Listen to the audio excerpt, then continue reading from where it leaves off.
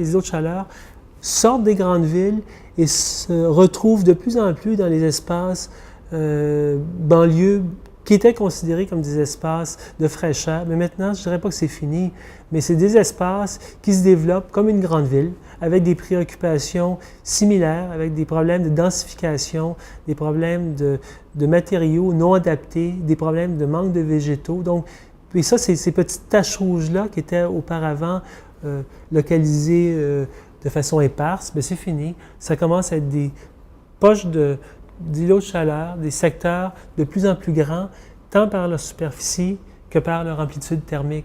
Les îlots apparaissent tranquillement. On parle de développement résidentiel important. On construit, donc on développe du réseau routier, on construit des lots plus petits, bâtiments avec entrée en asphalte pour les automobiles et autres. On parle d'apparition de centres d'achat parce qu'il y a du développement résidentiel, des industries qui viennent s'implanter parce qu'il y a une main-d'œuvre qui est disponible. Le centre d'achat 10-30, c'est un des plus beaux exemples qu'on a comme îlot de chaleur dans les dernières années. On parle de différences de 12, 14, 15 degrés avec des espaces végétalisés. Et ça à l'intérieur de quelques centaines de mètres, là. Il ne faut pas oublier qu'il y a un impact sur la santé. On n'a pas parlé encore de ça, mais en Europe, dans les années 2000, début 2000, en France, en Allemagne et autres, on parle de 70 000 décès.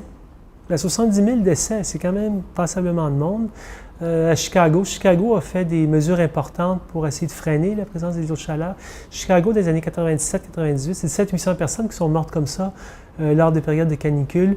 Lorsqu'il y a une température élevée, certaines particules fines font en sorte que il va y avoir une dégradation importante, présence de smog. Donc, le phénomène s'amplifie et aussi d'autres éléments rentrent en considération et il va y avoir une augmentation de décès. Donc, il s'agit de changer les pratiques d'aménagement.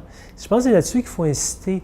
C'est pas de dire d'arrêter puis on va retourner à l'âge de pierre, c'est pas ça.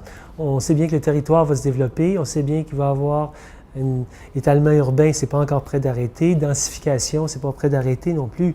Mais si on commence à réfléchir sur nos pratiques d'aménagement immédiatement et qu'il y ait des réglementations qui font en sorte qu'on ne les prolifère pas, les îlots de chaleur, qu'on s'inspire de ce qui se fait ailleurs. En Europe, depuis des centaines d'années, on travaille avec des types de toitures qui évitent la présence des îlots de chaleur. En Allemagne particulièrement, toitures vertes et autres, c'est pas nouveau.